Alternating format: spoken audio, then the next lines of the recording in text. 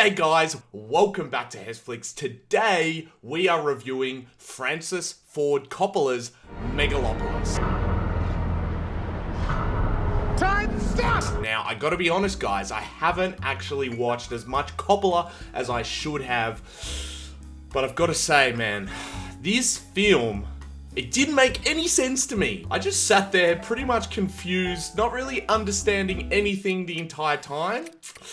Okay, so let's get into it. Let's break down my further thoughts. So what's Megalopolis about? Genius artist Cesar Catilina seeks to leap the city of New Rome into a utopian, idealistic future, while his opposition, Mayor Franklyn Cicero, remains committed to a regressive status quo, perpetuating greed, special interests, and partisan warfare. You read that and you think, hey, this sounds like a pretty interesting movie. But look, I've got to say, guys, this film is just completely all over the place. It's just so inconsistent and it feels like it's trying to do so many different things at once that it essentially fails at doing all of them. It's just so incredibly inconsistent, whether it's in the characters, the actors, the writing, the world building, the themes, the ideas. I could go on, guys, but look, I really should have just known that any movie that describes itself as a fable just probably isn't gonna be for me.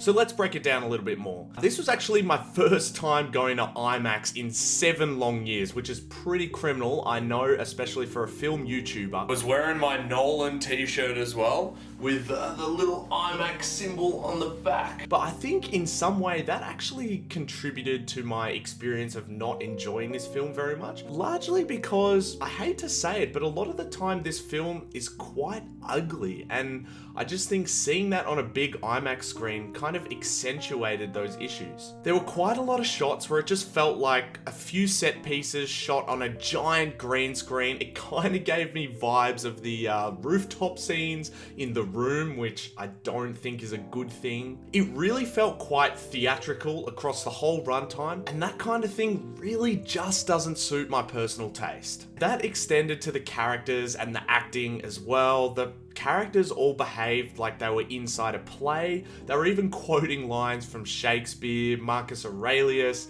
and I like to think I'm a reasonably intelligent guy, but all of that stuff and the themes behind it just completely flew over my head. Characters seem to act and deliver lines really inconsistently, and that whole thing just contributed to my feeling of disorientation and also not really caring or understanding what was going on the whole time. The world building from the trailer looked really cool, but again, it was just so inconsistent and didn't really feel cohesive at all. It was sort of like a mix of Blade Runner, Gotham City, a bit of the Matrix in there as well, and then also some elements from Poor Things, even camera angles like that. It did also have Catherine Hunter, but I will say she is an excellent actress. The whole cast just felt really sort of cartoony and goofy, and I just really didn't understand what they were trying to do or what was going on. I mean, Shia LaBeouf, I guess, was entertaining, but yeah, I just didn't understand or connect with any of them. There was also this interactive element at my screening, and I was so curious and interested to see what it was. Now, minor spoilers here, I'll tell you what it was. It was just one of the cinema staff walking out with a spotlight on them and mouthing some dialogue to the screen, and then it was over straight away. It just felt so weird and random. Like, it was just one tiny element of the film, and I didn't really understand what sort of purpose that served, because if you were watching that in a normal cinema, you didn't have the interactive element, it would make no difference, in my opinion, to the story, to the themes, to anything. It just kind of seemed like a weird, let's just do this because it was cool, but it wasn't even that cool. Some positives though, there are a few moments here that were really, really funny. So go back to the club. Although I couldn't really tell whether it was the audience laughing with the film or laughing at the film. It kind of reminded me a bit of that scene in Babylon where the movie audience is all laughing at Brad Pitt's really poor acting. But the humorous elements did deliver a bit of respite from the really confused plot and story, and they did make me chuckle, so I think that's a commendable part of the film.